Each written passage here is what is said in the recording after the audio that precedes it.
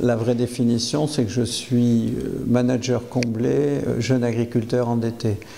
C'est là, je dirais, un double aspect professionnel qui peut me permettre de mesurer le doux vertige qu'il y a dans la viticulture bordelaise. Mais mis à part ça, on revient toujours à ses racines, à son jardin secret. Et je suis là, à Marjosse, au milieu des terres familiales. Bon, le lieu, je le connais depuis des années, et pour moi, c'était important. C'était important parce que c'est un peu ce que j'appellerais ma redescente sur terre et sur la réalité de ce métier. Et pour la gestion d'Yquem et Cheval Blanc, c'est aussi une bonne chose. J'ai, je dirais, des façons économiques, peut-être de gérer un peu plus terrienne, en bon père de famille.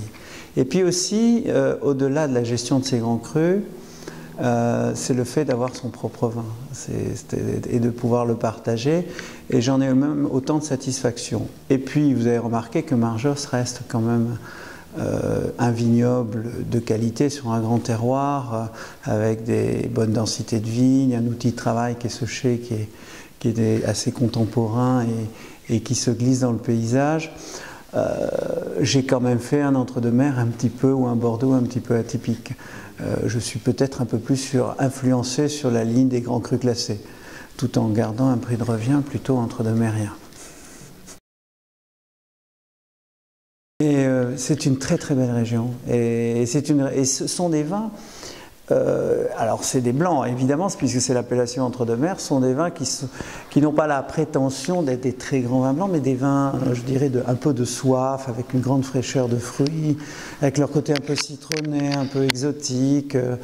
Ils ne sont pas barriqués, parce que l'intérêt n'est pas d'en faire des vins à conserver longtemps. Seuls les arômes primaires s'expriment, et j'avoue qu'un bon petit entre-deux-mers frais, quelques huîtres, pour moi, c'est une association qui peut être tout à fait sympathique. Je suis un peu dans cet esprit, donc un esprit un peu élitiste aussi, parce que c'est pas que j'ai à défendre une image, mais c'est ma conviction, et qu'on peut, même en entre-deux-mers, aller plus loin dans le raisonnement et faire même des très bons vins.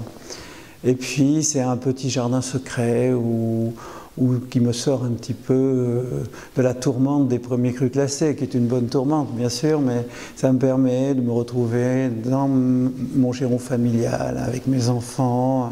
C'est le paradis terrestre à Marjosse. Il y a des chiens, il y a des chats, il y a des poneys, il y a 6 joyeux lurtons qui gambadent. Donc tout ça, c'est tellement important dans ma vie et dans mon équilibre. Ça me ressort un peu comme je dis, je vis la journée dans le ciel au milieu des étoiles, c'est vrai. Et le soir, je redescends sur terre en entre-deux-mers, on pourrait dire.